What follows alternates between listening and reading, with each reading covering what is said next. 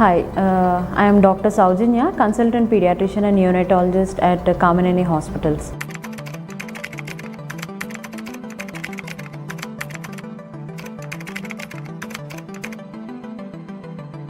The concept of having more children getting affected by COVID in third wave is controversial.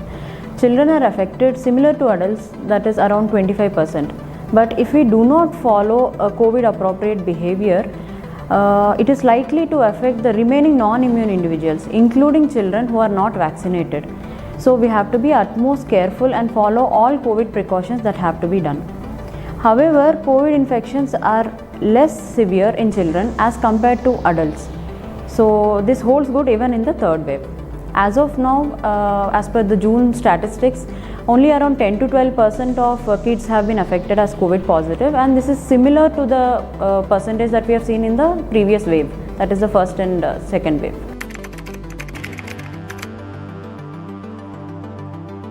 The symptoms in children are same as adults, so most of them are asymptomatic, but children who are symptomatic can be either mild, moderate or severe. So mild disease usually causes sore throat, running nose, fever, cough, and sometimes diarrhea or loose stools, vomitings.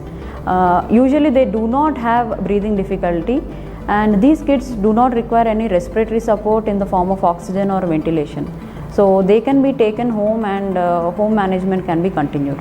For moderate disease, this has an increase in the breathing difficulty and there is a drop in the saturations. So these kids need a hospitalization with probably plus or minus of oxygen therapy. Coming to severe disease, these kids land up in severe pneumonia with severe drop in saturations, and they can present with shock, they can have multi-organ involvement, and there can be secondary infections, they can have severe headache, seizures. Other symptoms are there which are atypical, not very commonly seen. So these include gastrointestinal infections and skin rashes and something called COVID toes, and there is another entity called MIS-C.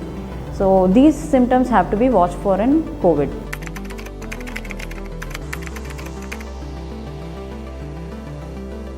There are some pre-existing conditions in the children which can make the children more vulnerable to COVID infection. So these are diabetes, obesity, severe malnutrition, chronic lung disease, chronic kidney disease, chronic liver disease, any cancers, or if there is an uncontrolled asthma, any neurodisability. These kids are more prone to COVID, so they have to be extremely taken care by the parents, and they have to be extremely careful while monitoring these kids at home.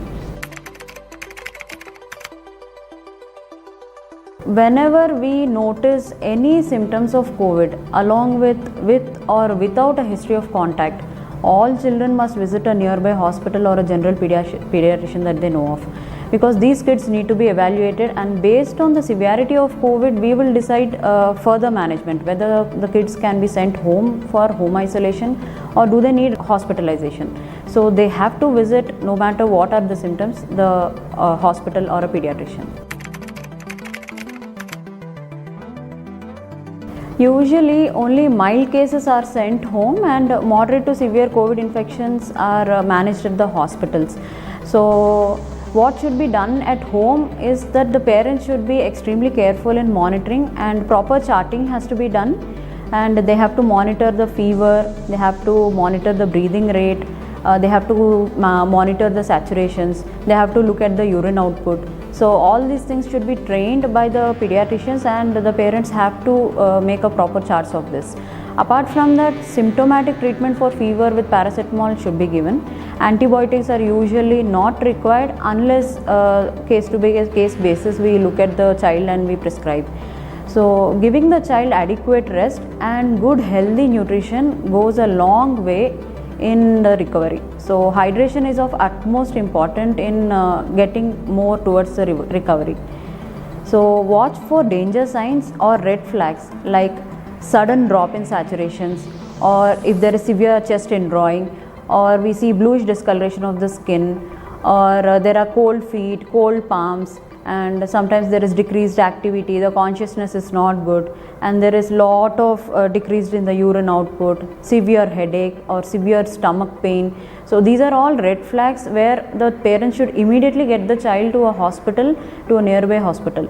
So there should not be any delay regarding these kind of symptoms.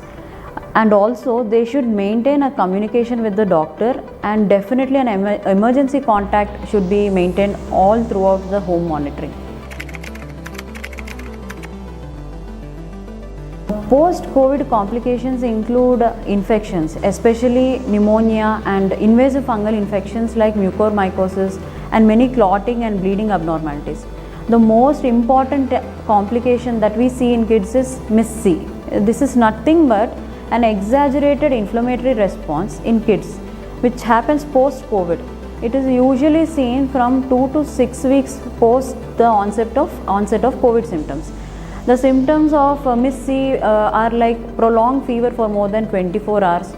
There is definitely decreased urine output and bleeding or clotting, weakness in the upper limb, lower limb, and headache, stomach pain, vomitings, loose stools, and cold extremities. So all these are symptoms of MIS-C. If there are any such complications, they should immediately consult the nearby hospital, as this presents as an emergency.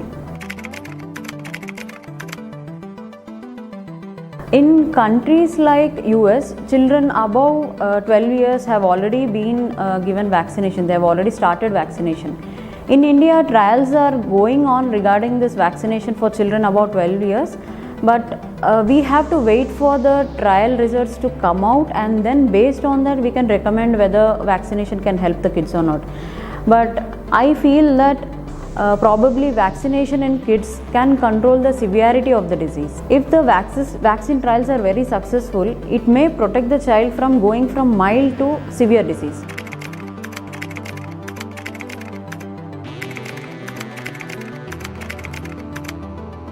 Regarding pregnancy, they should be extremely cautious.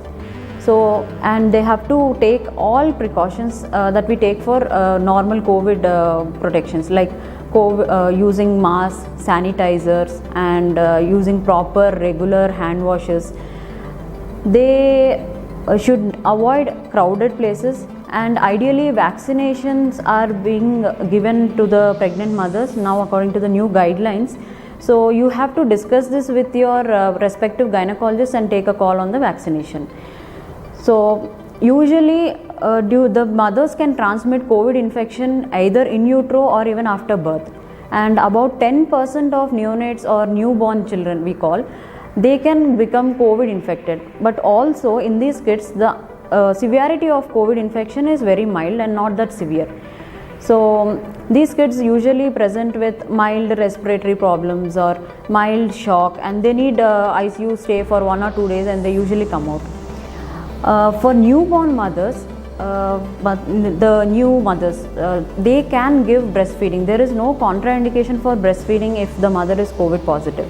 So they should still follow the same safety measures, and they too can get vaccinated. So you can discuss with your gynecologist about this also and get vaccinated. So apart from that, the children should be taken care of and you should wear masks, use sanitizers while touching the kids, and that should help in protecting against COVID. Good nutrition and proper hydration are very, very important in the mothers.